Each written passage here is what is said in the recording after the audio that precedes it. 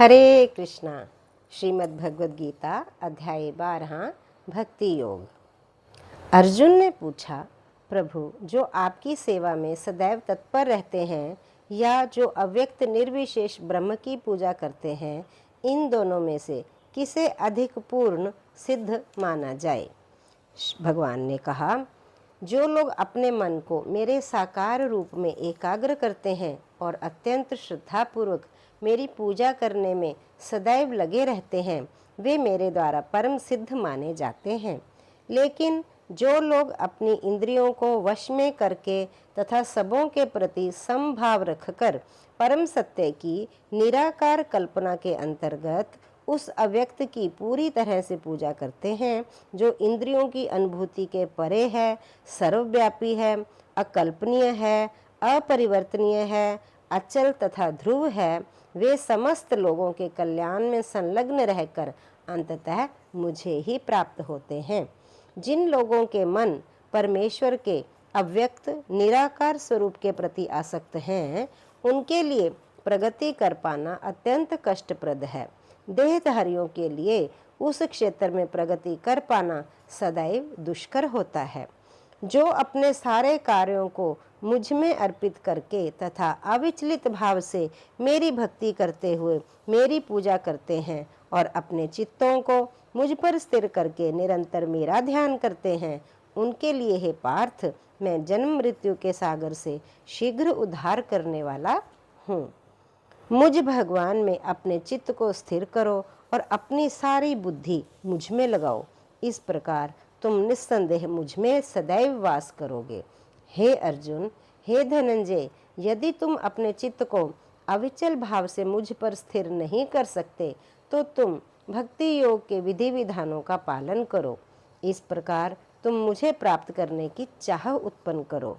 यदि तुम भक्ति योग के विधि विधानों का भी अभ्यास नहीं कर सकते, तो मेरे लिए कर्म करने का प्रयत्न करो, क्योंकि मेरे लिए कर्म करने से तुम पूर्ण अवस्था को प्राप्त होगे। किंतु यदि तुम मेरे इस भावनामृत में कर्म करने में असमर्थ हो, तो तुम अपने कर्म के समस्त फलों को त्याग कर कर्म करने का तथा आत्मस्थित होने का प्रयत्न करो। यदि तुम ये अभ्यास भी नहीं कर सकते, तो ज्ञान के अनुशीलन में लग जाओ। लेकिन ज्ञान से श्रेष्ठ ध्यान है और ध्यान से भी श्रेष्ठ है कर्म फलों का परित्याग, क्योंकि ऐसे त्याग से मनुष्य को मन शांति प्राप्त हो सकती है।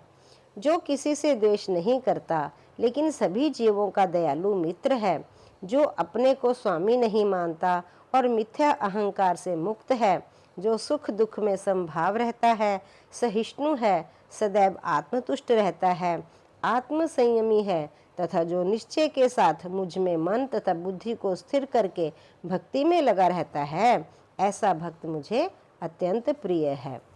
जिससे किसी को कष्ट नहीं पहुंचता तथा जो अन्य किसी के द्वारा विचलित नहीं किया जाता, जो सुख दुख में, भय तथा चिंता में समभाव रहता है, वह मुझे अत्यंत प्रिय है।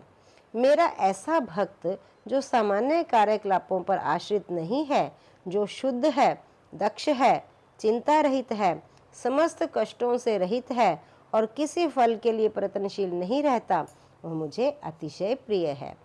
जो ना कभी हर्षित होता है, ना कभी शोक करता है, जो ना तो पछताता है, ना इच्छा करता है, तथा जो शुभ तथा अशुभ दोनों प्रकार की वस्तुओं का परित्याग कर देता है, ऐसा भक्त मुझे अत्यंत प्रिय है।